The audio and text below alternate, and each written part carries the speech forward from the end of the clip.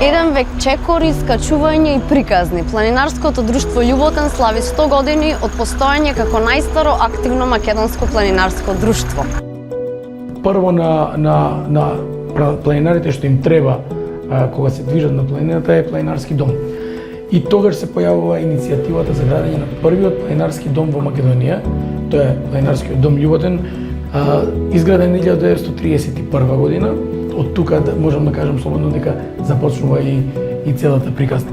Тука во клубот сме сведоци на присвртниците и достигнувањата низ годините кои планинарите имале можност да ги доживеат во хармонија со природата.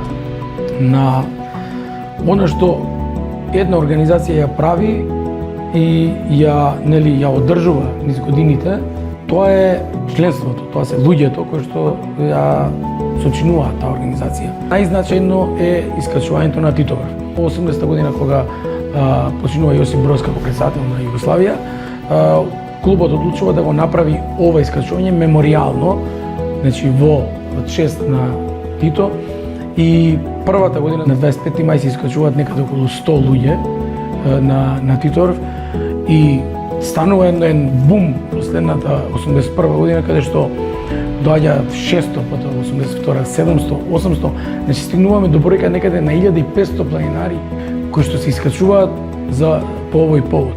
Тоа е еден настан кој што веќе самиот по себе е бренд. Луѓето кои што доаѓаат на Титоврв нели имаат една цел, да се искачат на врвот, да се дружат затоа што тогаш е момент каде што вие можете да најдете планинари од Србија, од Грчка, од Бугарија, од Романија, од Босна, од сите земји, нели, од Албанија, од Косово, од Србија, сите се заедно на исто место, знамињата се распослани на врвот, доколку е убаво времето.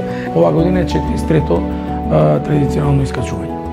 Знаевте ли дека во 1947 година тие го организираа првиот меѓународен шарпланински куп, ставајќи ја шарпланина на мапата и поврзувајќи ги локалните скијачи со меѓународните љубители на планината. И овој шарпланински куп е нешто што шара Тетово и Македонија е препознатливо во скијачкиот свет.